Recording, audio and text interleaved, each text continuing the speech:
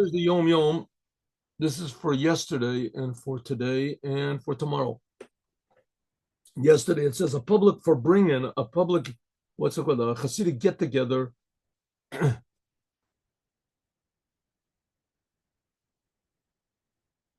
In general, and on Shabbat or Motzei Shabbat is one of the foundations of the ways of Hasidim and Hasidut. Farbringin, it's the opening and the entryway for the essence, the foundation of loving every Jew.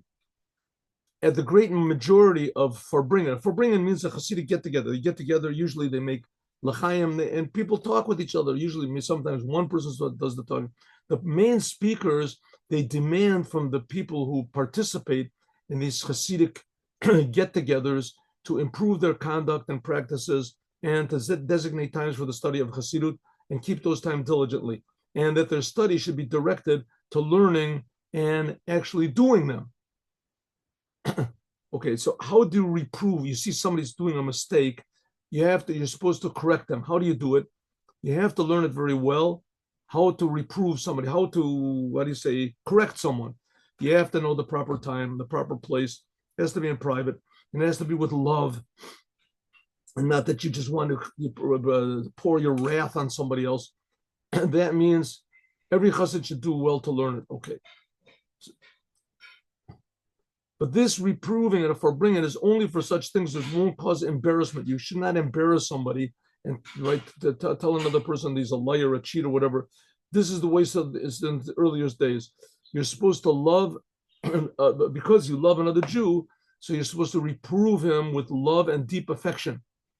And if you do it publicly, especially, it has to be really done in a very, very, sophisticated and clever way, so that it's only positive. You're only saying positive things and helping others. But it's very important that if you see someone doing something wrong, you have to try to correct him, at least pray for him, or take him aside and tell him that.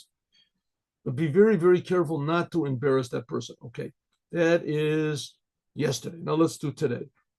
Today,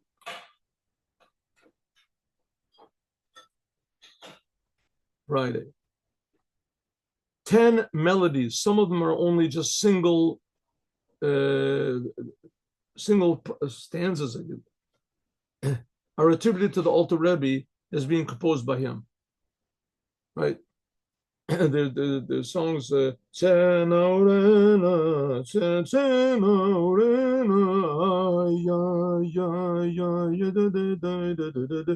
also the songs which are well known by the Alter Rebbe. Some of them are not so well known. And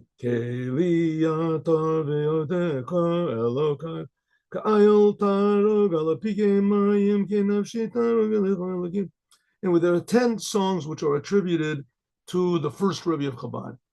Those songs which are attributed to the second Rebbe were not really written by him. They were composed in his time, and they were sung in his presence, but he did not compose them. The most famous of them was the capella.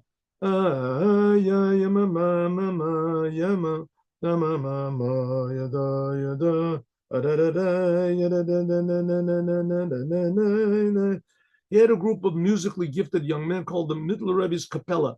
And there were two groups. Some of them were singing and some of them would play music, because the second Rebbe of Chabad was a very, very serious person. And therefore he always wanted he had this choir and orchestra which would play music and songs, etc., that would put everybody into the proper mood. That was today's. Now let's do tomorrow, Shabbat.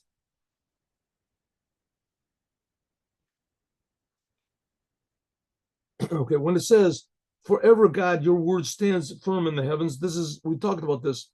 This is the basis of the second book of the Tanya, that your word, God, stands in the heavens. This is quoted by in the name of the Baal Shem Tov, even though it's found in different places, the interpretation.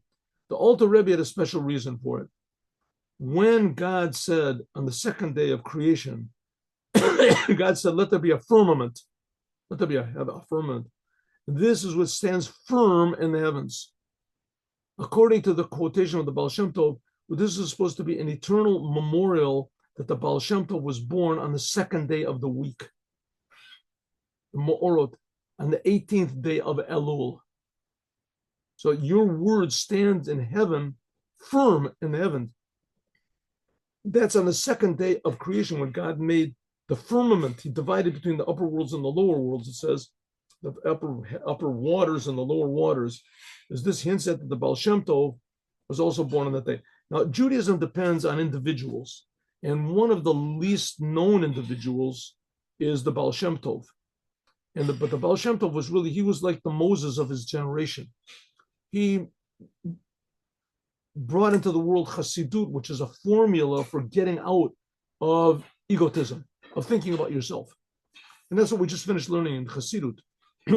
Really totally devoting yourself to the creator of the universe above understanding. That gives a whole different background and environment for the Torah and the commandments that you do, that you're doing it really genuinely. And that's what wipes out all sins and wipes out all bad things. Okay, that's what we learned in this.